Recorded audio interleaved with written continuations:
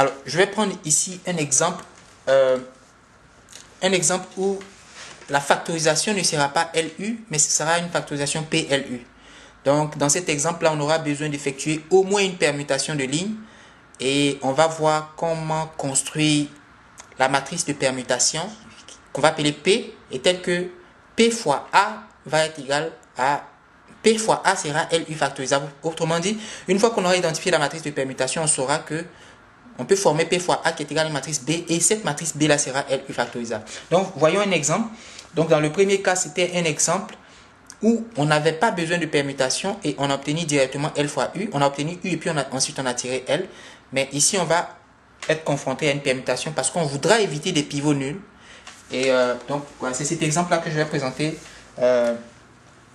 Alors, je vais commencer par un exemple très simple et puis ensuite, je vais prendre un exemple plus compliqué. Donc, exemple de factorisation PLU. Ça veut dire que je cherche une matrice. J'aurai besoin d'une matrice A telle que PA est égal à LU. Voilà, c'est ce que ça veut dire. Alors, l'exemple que je vais prendre, c'est le suivant.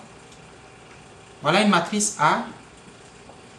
J'écris 0, 1, 1, 0. C'est une matrice très simple, mais c'est un exemple avec lequel on peut commencer. Et puis, après, je vais prendre une matrice 3 par 3 plus intéressante où on va voir le procédé. Donc, je me demande, est-ce que la matrice est LU factorisable? Alors, cherchons à échelonner la matrice A et on va découvrir qu'on aura besoin de permutation. A égale à, je vais l'appeler A0, d'accord? A égale à 0, 1, 1, 0. Je regarde la première colonne. Évidemment, la première colonne est nulle. Ah, pardon, qu'est-ce que je raconte? La première colonne est non nulle, mais le coefficient est nul. La première colonne est non nulle, mais le coefficient est nul. Par conséquent, j'ai besoin de...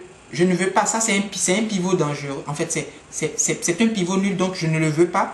Alors, lui, cette ligne-là a une position non nulle. Donc, je vais remplacer cette ligne-là par cette ligne-là pour obtenir une position de pivot non nul. Donc, ça va me faire ligne 2 sera remplacée par ligne 1 et ligne 1 va prendre la place de ligne 2. Si je fais cette opération, évidemment, ça correspond à une opération élémentaire que je vais noter E1. Alors, j'aurai 1, 0, 0 et puis 1. Et cette matrice, je vais l'appeler A1. Et je me pose la question. Alors, ça c'est... Je constate que c'est déjà sous forme échelonnée. La matrice A1 que je viens d'obtenir est sous forme échelonnée. Pourquoi? Parce que regardez, bon, j'ai déjà mes pivots 1. Ici, j'ai 1, j'ai 0. Je passe à cette partie-là. OK? Ici, c'est 0. Hop, lui, je le prends comme pivot. Il est déjà 1. Donc, c'est terminé. Donc, déjà là, j'ai obtenu ici, donc, est déjà sous forme échelonnée. A1 est déjà sous forme échelonnée. Ça, c'est un exemple très simple, mais au moins, on a eu besoin d'une permutation. E1 est une matrice de permutation. Alors, comment est-ce qu'on peut construire la factorisation PLU? Il faut former la matrice P. OK? Pour former la matrice P, donc je vais dire puisque l'on a eu besoin d'au moins une permutation lors de l'échelonnement de A, donc A est PLU factorisable. Donc ça, c'est une remarque. Maintenant, comment calculer la matrice P? Eh bien, pour calculer la matrice P, j'ai déjà obtenu U, c'est A1. Pour calculer P égale A, je fais le produit de toutes les matrices de permutation dont j'ai eu besoin, mais dans l'ordre dernier venu, premier servi.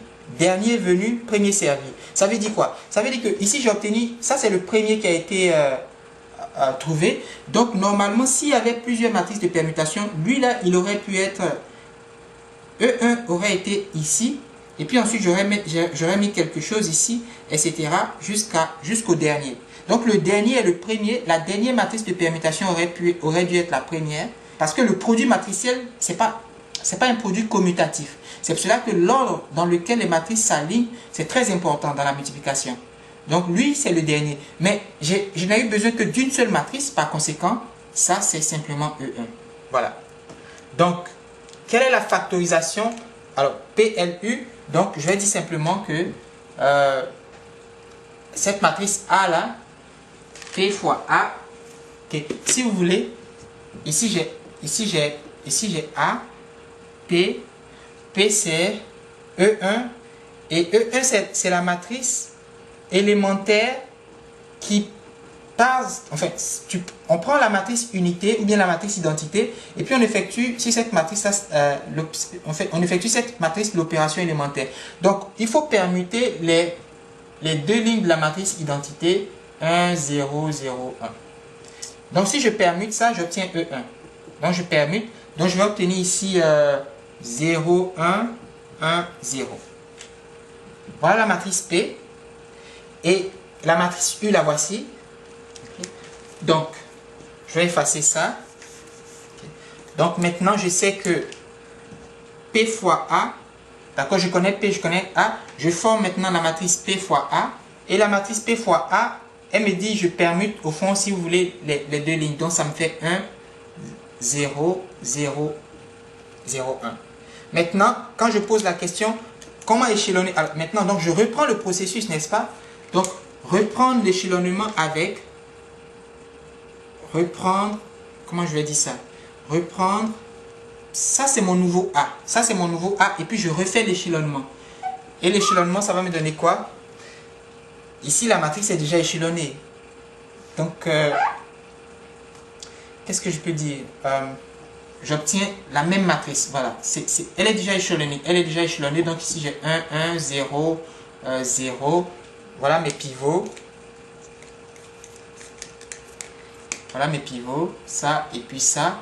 Donc, ça, c'est la matrice échelonnée U. C'est la matrice échelonnée U.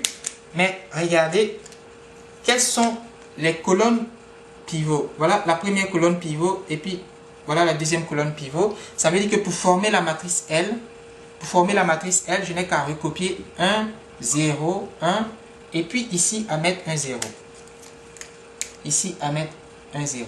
Donc, quelle est la forme PLU de cette matrice A là? Eh bien, il faut dire, voilà P, voilà RU, et puis voilà L. D'accord? Et en fait, puisque P fois A